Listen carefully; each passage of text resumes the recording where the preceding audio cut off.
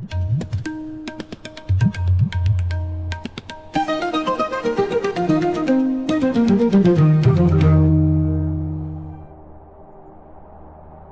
soon as Kamadev, Rati Devi and Vasant entered the premises of Sthanavashram, the barren, snow-clad land turned into a lush green forest, full of beautiful flowers, fruits, bees and birds. The tapasvis who were deep in their meditation stopped meditating, and the Ganas forgot their duties and started to sing and dance. But Lord Shiva was undisturbed by all this. The chief of Ganas, Nandi, was stunned at the unruly behavior of the Ganas and Tapasvis.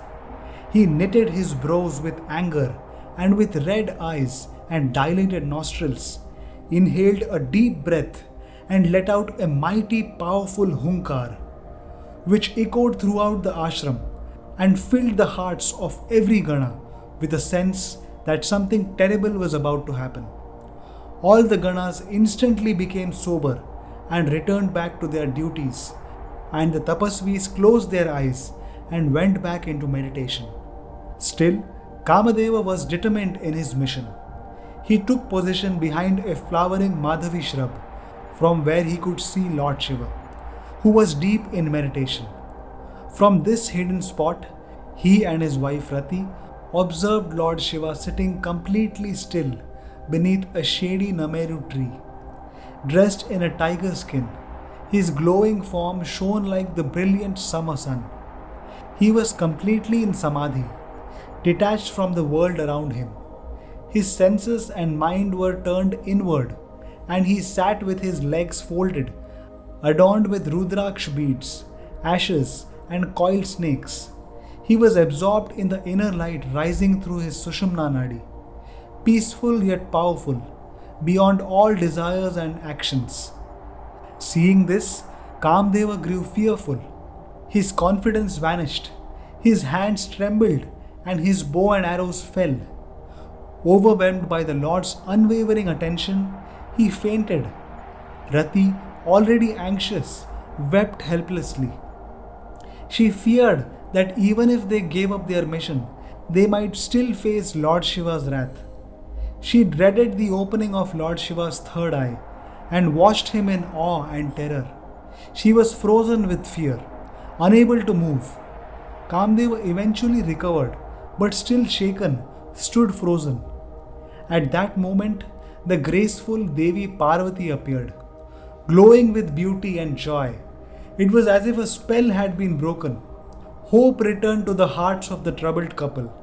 With wide, amazed eyes, they watched Devi Uma, the lovely daughter of Himavan, adorned with delicate flowers gifted by the magic of spring.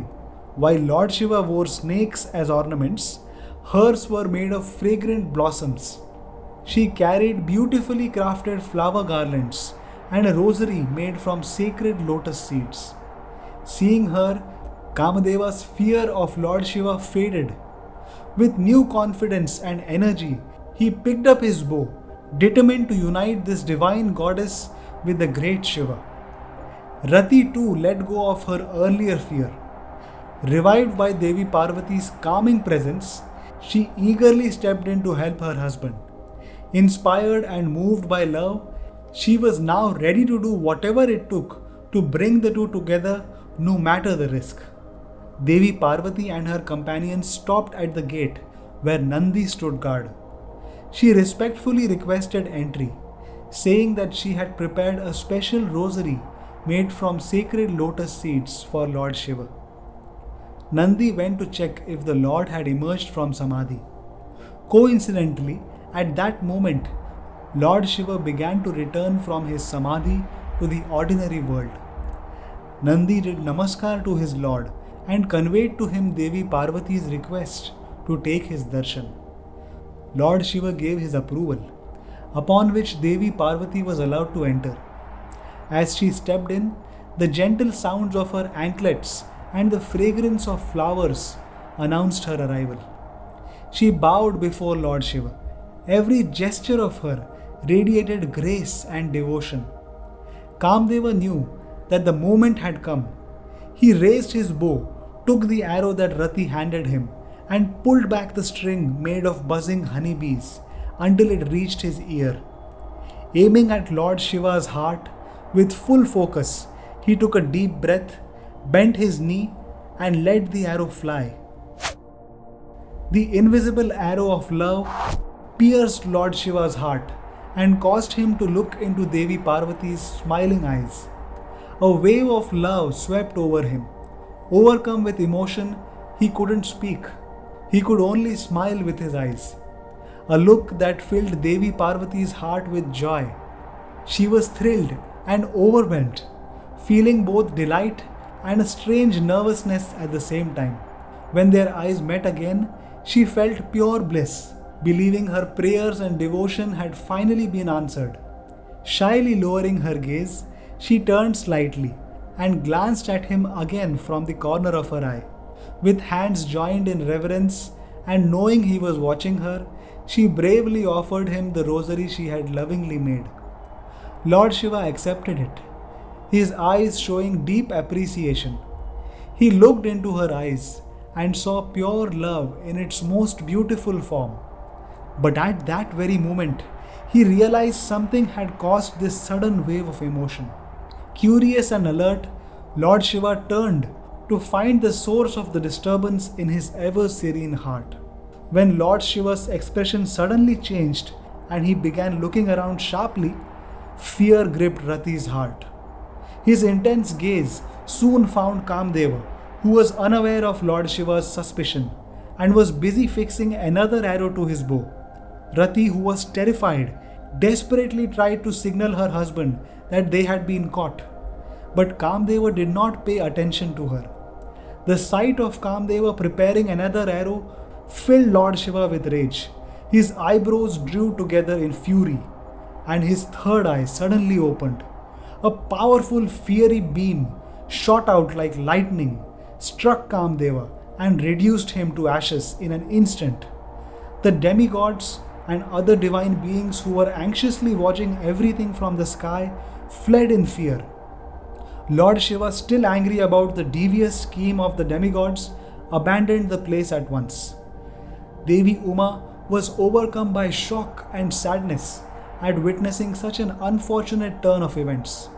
Seeing his daughter standing still like a statue, heartbroken and silent after all the chaos, Himavan felt deep sorrow.